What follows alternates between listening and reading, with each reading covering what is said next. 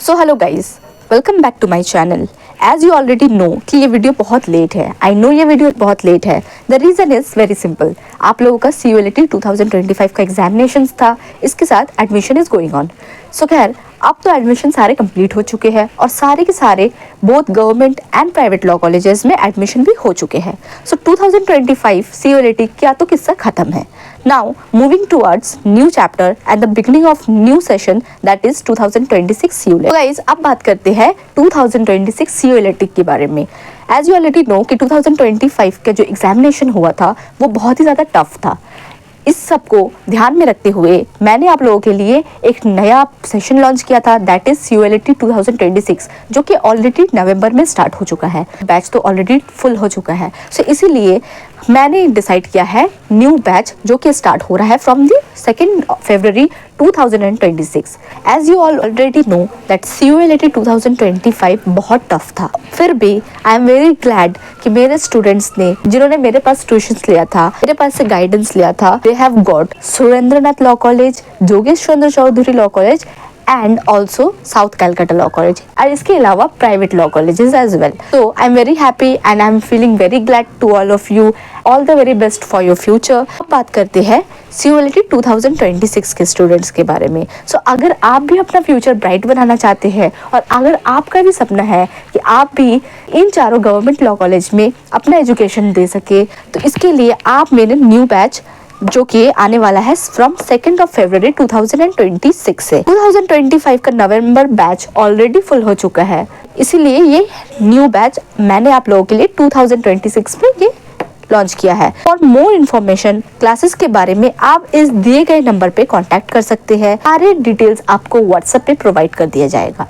अब बात करते हैं new syllabus of BLLB 2025। As you already know कि 2025 में मेजर चेंजेस किए गए थे in the syllabus of BLLB 2025। So Calcutta university के अंडर BLLB में बहुत सारे चेंजेस किए गए।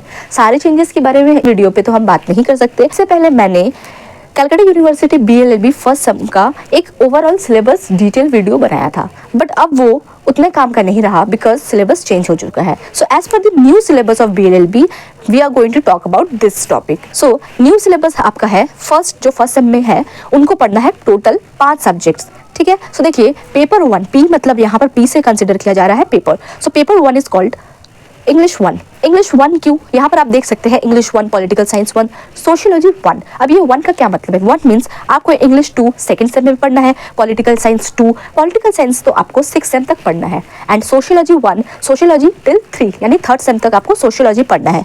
जनरल प्रिंसिपल्स ऑफ कॉन्ट्रैक्ट, ये आपका पेपर 4 है। जनरल प्रिंसिपल्स ऑफ कॉन्ट्रैक्ट आपको फर्स्ट सेम में पढ़ना है और स्पेशल कॉन्ट्रैक्ट आपको सेकंड सेम में पढ़ना है। इसके साथ ही फैमिली लॉ है हमारा paper 5। So paper 5 family law 1 which means Hindu law. Second same में हम पढ़ेंगे फैमिली लॉ 2 जो कि है मुस्लिम law. So I hope guys ये 5 सब्जेक्ट आपको क्लियर हो चुका है। अब बात करते हैं न्यू सिलेबस की। कि आप लोगों को पता चल ही चुका है कि आपको first semester Calcutta university BLLB के अंडर टोटल 5 सब्जेक्ट्स पढ़ने हैं। पेपर 1 में आपका आता है इंग्लिश 1, पेपर 2 आपका political science 1, paper 3 is sociology 1, paper 4 is general principles of contract and paper 5 is Hindu law. So चलिए अब इसके अकॉर्डिंग कुछ सिलेबस एंड बुक रिकमेंडेशन देखते हैं। तो फॉर इंग्लिश ये एक न्यू लॉन्च्ड बुक है जो आपका न्यू सिलेबस कवर कर लेगा, प्रोफेसर S मुखर्जी। ये बुक बेस्ट है, पर्सनली मैंने देखा है। सो आप लोग जाकर इसके लिए डेफिनेटली जा सकते हैं। नेक्स्ट आपका पॉलिटिकल साइंस 1, इसके लिए पहले SR माइनेनी चलता था, आप इसके लिए आप डॉक्टर बुलबुल सरकार रॉय ये बुक भी ले सकते हैं। चाहे तो आप SR माइनेनी भी ले सकते हैं या फिर डॉक्टर बुलबुल सरकार Roy is best. Third is sociology 1। Sociology 1 के लिए भी वही न्यू बुक अगर फॉलो करना चाहते हैं, अपडेटेड बुक फॉलो करना चाहते हैं तो very easy book for doctor Laboni De, ये प्रोफेसर की बुक भी आप ले सकते हैं। और अदरवाइज आप दूसरे SR माइनेनी बुक्स ये इसके लिए भी रेफर कर सकते हैं। नेक्स्ट आता है आपका जनरल प्रिंसिपल्स ऑफ कॉन्ट्रैक्ट, यानी कि ये जो है कॉन्ट्रैक्ट एक्ट और हिंदू लॉ, ये 2 आपका लॉ सब्जेक्ट्स है, तो इनको आपको ज़्यादा अच्छे से पढ़ना है। बहुत स्टूडेंट्स ऐसा समझते हैं कि सिर्फ लॉ बुक्स को ही अच्छे से पढ़ना है और बाकी जो 3 जनरल सब्जेक्ट्स है इनका कोई बात नहीं है। तो देखिए, ऐसा सोचना बहुत गलत है। आपको हर सब्जेक्ट्स में अच्छा स्कोर करना है ताकि आपका जो सेमेस्टर जो मार्क्स हो, आपका जो SGPA CGPA बने वो स्ट्रॉन्ग बने। सो अगर आपको फ्यूचर में ऑनर्स लेना है और अच्छा मार्क्स स्कोर करना है, जुडिशरी देना है, सो आपको फर्स्ट सेमेस्टर से ही अच्छे से पढ़ना पड़ेगा। So Indian contract act is very tough, बहुत ज़्यादा टफ नहीं है बट फिर भी थोड़ा हार्ड टफ होता है। अगर आप अच्छे से पढ़ते हैं तो ये बहुत ईजी सब्जेक्ट बन जाएगा। So Indian contract act mainly आप ले सकते हैं आर.के. बांग्या। देखिए कॉन्ट्रैक्ट आपको 2 सेमेस्टर पढ़ना है, जनरल प्रिंसिपल्स ऑफ कॉन्ट्रैक्ट आपको 1 में पढ़ना है एंड स्पेशल कॉन्ट्रैक्ट आपको पढ़ना है सेमेस्टर 2। तो आप आर.के. बांग्या 1 ले सकते हैं। आर.के. बांग्या 1 आपका कॉन्ट्रैक्ट 1 के लिए है एंड आर.के. बांग्या 2 आपका सेकंड सेमेस्टर कॉन्ट्रैक्ट के लिए है। और एक बात, अगर आप आर.के. बांग्या नहीं लेना चाहते हैं, कोई एक बुक चाहते हैं जो आपका first semester and second semester दोनों कवर कर ले, तो you can go for N D. Kapoor as well. अब यहाँ पर एक बात बता दूं कि एन.डी. कपूर थोड़ा टफ बुक होता है और बहुत मोटा भी होता है, थोड़ा एक्सपेंसिव होता है। सो अगर आपके पास टाइम है, आप अच्छे से पढ़ना चाहते हैं, अच्छे से पढ़ सकते हैं टाइम निकालकर डिटेल में, तब आप एन.डी. कपूर के लिए जा सकते हैं। या फिर अगर सिर्फ आपको एकेडमिक्स के लिए पढ़ना है और बस आप नॉर्मली थोड़ा पढ़ना चाहते हैं, तो आप आर.के. बांग्या ले सकते हैं। ऐसी बात नहीं है कि आर.के. बांग्या खराब बुक है। आर.के. बांग्या बहुत अच्छी बुक है और बहुत ईजी वे में भी लिखा गया है, बहुत स्टूडेंट फ्रेंडली है, बजट फ्रेंडली भी है, आप इसको यूज कर सकते हैं। बस फर्क इतना है कि आप अगर आर.के. बांग्या के लिए जा रहे हैं तो आपको कॉन्ट्रैक्ट 2 के लिए